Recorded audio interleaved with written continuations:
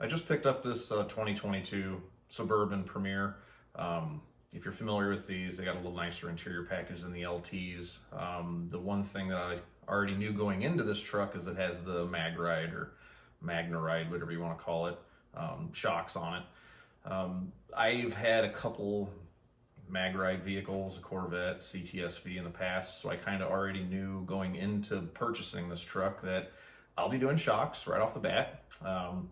Not a huge deal. They're struts rather, but it's just something to keep in mind that you're going to do pretty early. The Magnaride stuff likes to fail pretty regularly. I've seen them fail at 50. I think I had to put shocks on my CTSV at like 52,000 miles because they were starting to seep. So as soon as I got this one, first thing I just slid underneath, took a look, and of course the rears are leaking. You can feel a little bounce in the back. They're just shot. So it is what it is, no big deal. Part of my normal maintenance anyways. So jumped on Rock Auto. I was actually surprised. These shocks are usually like half the price of the generation before it. I think I had them for like $250. So I was like, oh, hey, that's not bad. I'm just gonna go ahead and get them. Until I noticed the little side note that says programming required. And I went, no. So now you got to take it into the dealer. Hope the dealer will program the struts because they didn't install it and da-da-da-da-da. I said, no, thank you. The 07 Escalade that we just traded off had the Magnaride on it. First thing I did when I got that one was just jumped on the internet and got a Magnaride delete kit. So that's where I'm at today. We're going to be putting front and rear delete kit on this truck. This one comes from StrutMasters, which is excellent looking so far, just unpackaging.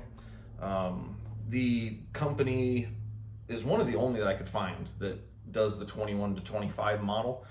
It also comes with a really nice looking resistor. My last ones were kind of cheesy. You had to zip tie them off to some wires or whatever, but I mean, that looks pretty substantial. They had this kit on sale for $13.99 shipped, I believe. If that's the case, you could expect to get at least twice the longevity out of just a standard strut compared to the Magnaride stuff. So I went ahead and said, let's just go for it. Doing all the fluid services and plugs, wires, all that stuff just to start off with. I highly recommend on any used vehicle. But this looks like it's gonna be pretty straightforward. I got one side pretty much tore apart right now. I'll show you what I did. I'm gonna start in the back for the moment, and just to, before I dedicate all the way, this is a pretty new product, so I'm gonna do the rears, get it down, take it for a drive, make sure there's no StabiliTrak problems, whatever, before I do the fronts. So let me show you what I got going now, and we'll be back in just a minute. So the easiest way to do this, obviously, is just take the inner fender well out. There's a dozen of these little T15 Torx screws that hold the kind of fabric material inner liner in. And then you have really easy access to the strut nuts up on top of the mount. There is just one connector, obviously, that your resistor is going to plug into. 18 millimeter nuts on the top, which just a flex head ratchet wrench makes real short work of. One thing that I do recommend that I found, which is pretty awesome, they call these sensor disconnect pliers. I was having a heck of a time trying to get this wiring unplugged. It does have a safety lock on it, so just use a pick, pull the safety lock back, and I just could not get my fingers to release this thing. I stuck those pliers on it and popped right off. Super handy. I think I got them on eBay for like $10 or something ridiculous, but if you're looking for a new tool for the box, highly recommend that little guy. So once you get this down, and it is just one 21 millimeter nut and bolt, comes right out. Obviously there's no room to just pull the strut out the way it is currently. I have the other side still assembled.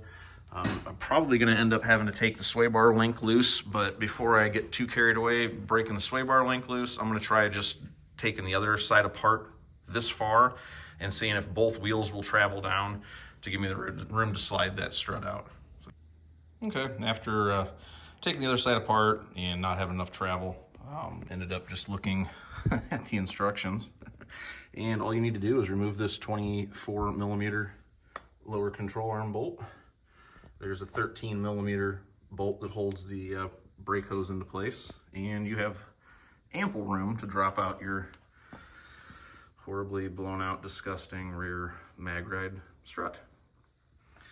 So this is, I don't know, maybe 30 minutes or so into it. Pretty straightforward so far. And after putting the new strut in, bolted up super easy. Only difference is that it comes with 15mm nuts for your strut mount studs, and there's also a 16mm lock nut for your resistor. Pretty simple so far. I'm very impressed. It's raining like cats and dogs out there, so I'm probably gonna end up just doing the fronts and then just test the whole system in one shot. This seems to be pretty slick so far, so I'd have a real hard time thinking that there's gonna be any issues after installation. So I get the other side finished up, start tearing the front apart. All right, I got to jump on the front. It might actually be easier than the rears, I'm not sure. You don't have to remove the inner fender wheel, I guess is about the only difference. You still got the 3 18mm nuts at the top with the ratchet wrench, no problem. The upper ball joint nut is an 18mm, pops right loose with the 18mm wrench. Your sway bar end link, the nut on the bottom of it is once again an 18mm. So not a whole lot of tools required. And then basically all you got, your 2 bolts that go through the lower control arm into the bottom of the strut. Unplug your pigtail, which is easy to get to, and it just kind of falls out. So pretty quick job, actually. I'm kind of impressed. And just wrapped up the driver's side, which was once again even easier because you can reach everything from under the fender. So the only nut you have to get from the top would be on the passenger side, the closest to the engine. Yeah, pretty straightforward. Double check everything's tight, and I'll be taking her for a test drive here shortly. Got it all buttoned up again, took it for a test drive, and it runs and drives flawless. I mean, it is such a comfortable, smooth ride now. That's exactly what this truck needed. This old Magnaride stuff, if it's time and you're looking for shocks, absolutely recommend this kit. Bolted right in, came with everything you needed. There's no active handling codes, no nothing. It was very, very quality components. You can tell the springs aren't just some cheapos that ride like a coilover. It rides like it's supposed to. It's soft, but it's not floaty, so that's exactly what I was looking for. About 350 bucks a corner, 1,400 bucks or so. You really can't go wrong. They ship the same day, and I think I ordered them at like 2:30 Eastern. They ship out of North Carolina, I believe. So if you're in the market for it and don't want to deal with the dealership or deal with the Magnaride failure in the future, this is a pretty good option. I'll put a link to the products here in the description, just in case anybody's looking for it. And if you got any questions, whatever, let us know. I plan on doing some more stuff with this thing, so I'll try to keep you in the loop. If anybody is starting to kind of play with the newer body style, hit like for me, and we'll keep it up. So thanks for watching, and hopefully this kind of gives you a little idea what you're getting into.